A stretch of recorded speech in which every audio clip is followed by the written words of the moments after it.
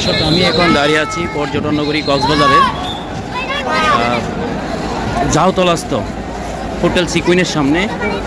আপনারা জানেন বিগত 1 সেপ্টেম্বর থেকে আজ 5 সেপ্টেম্বর পর্যন্ত বিআইডব্লিউটি এবং জেলা প্রশাসন বাঁকখালী নদী দখলমুক্ত করতে অভিযান পরিচালনা করছিল।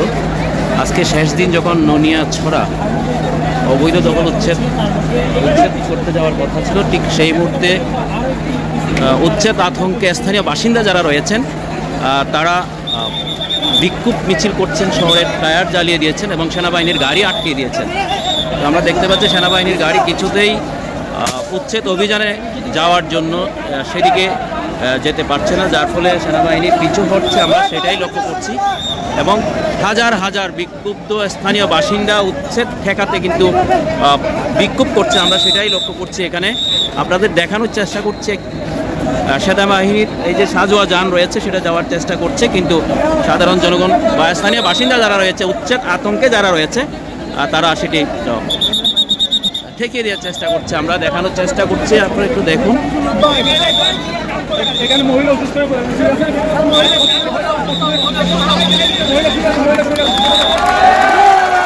দেখতে পাচ্ছি সেনাবাহিনীর সাজোয়া যান মানুষের উচ্ছেদ স্থানীয় বাসিন্দাদের বাধার মুখে তারা শেষ পর্যন্ত শহরে যেতে বাধ্য হয়েছে, আমরা সেটাই এখন কিন্তু লক্ষ্য করছি।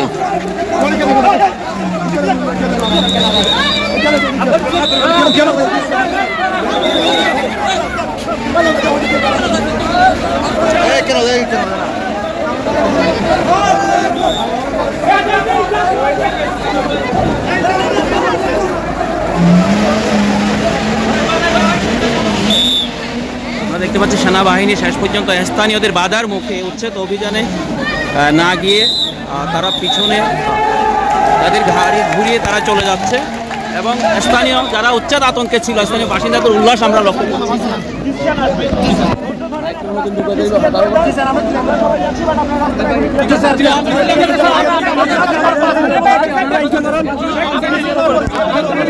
স্যার আপনাদের উপর নির্ভর, আপনারা হলেন আমাদের সরকার, আমরা এই সরকার মানি না স্যার।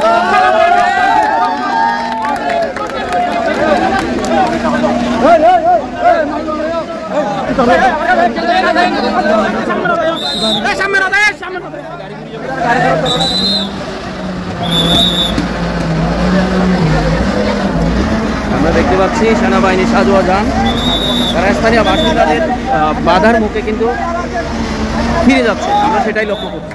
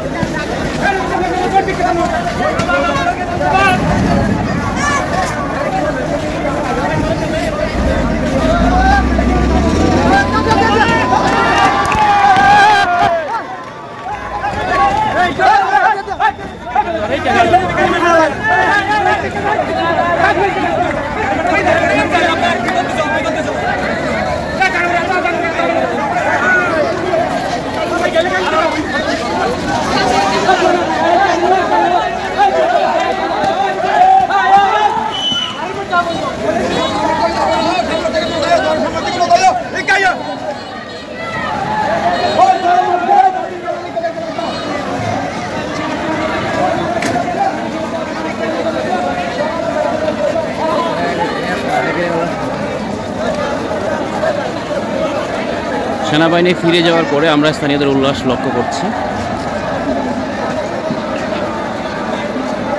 আজকে সকাল থেকে কিন্তু আজকে পঞ্চম দিনের মতো উচ্ছেদ অভিযান পরিচালনা করার কথা থাকলেও স্থানীয় বাসিন্দা যারা উচ্ছেদ আতঙ্কে ছিল তাদের বাধার মুখে শেষ পর্যন্ত সেনাবাহিনী পিছু হটতে বাধ্য হয়েছে, আমরা সেটাই লক্ষ্য করলাম। এরপরে আমরা শহরে বিক্ষোভকারী স্থানীয় বাসিন্দা যারা উচ্ছেদ আতঙ্কে ছিল তাদের উচ্ছ্বাস আমরা লক্ষ্য করছি।